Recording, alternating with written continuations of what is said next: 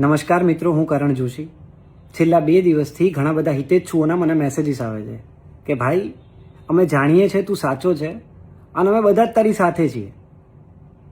એટલે જ હવે જે સાચી અને આખી વાત છે એ જ હું તમને કહી દઉં. તો પહેલાં તો જે આ ઘટના છે એ 5 મહિના જૂની છે, જાન્યુઆરી મહિનાની છે, જ્યારે મારું અકાઉન્ટ છે ને હેક થયું હતું.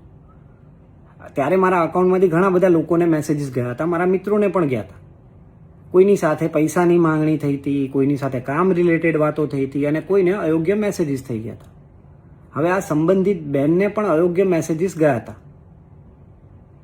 અને એ દરમિયાન હું મારી ફિલ્મના પ્રમોશનમાં ખૂબ જ વ્યસ્ત હતો, બહુ જ બિઝી હતો. મારા અકાઉન્ટમાં શું એક્ટિવિટી થાય છે એનો મને કોઈ આઈડિયા જ નહોતો. પણ જે મિત્રોને મારા અકાઉન્ટમાંથી મેસેજીસ ગયા એ મિત્રોએ મને કહ્યું કે ભાઈ, તારામાંથી કેમ આવા મેસેજો આવે? ત્યારે મને ખબર પડી, એ લોકોએ મને ઇન્ફોર્મ કર્યું ત્યારે મને ખબર પડી કે મારું અકાઉન્ટ હેક થયું છે.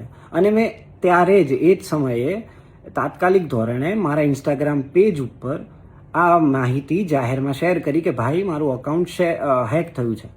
તો કોઈ પણ મેસેજીસ આવે, કોઈ પણ પૈસાની વાત હોય, કામ રિલેટેડ વાત હોય તો એ રિસ્પોન્ડ ના કરવો જ્યાં સુધી હું રિકવર ના કરું ત્યાં સુધી.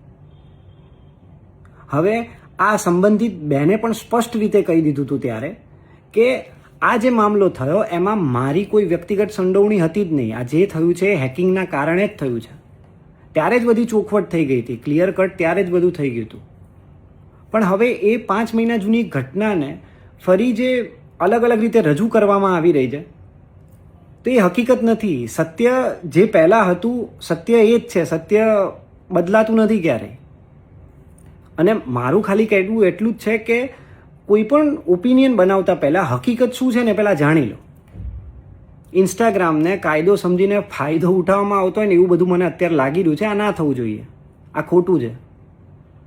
અને દરેક સ્ત્રી સન્માનને પાત્ર છે, દરેક સ્ત્રીનો આદર કરવો એ આપણા બધાના સંસ્કારનો ભાગ છે.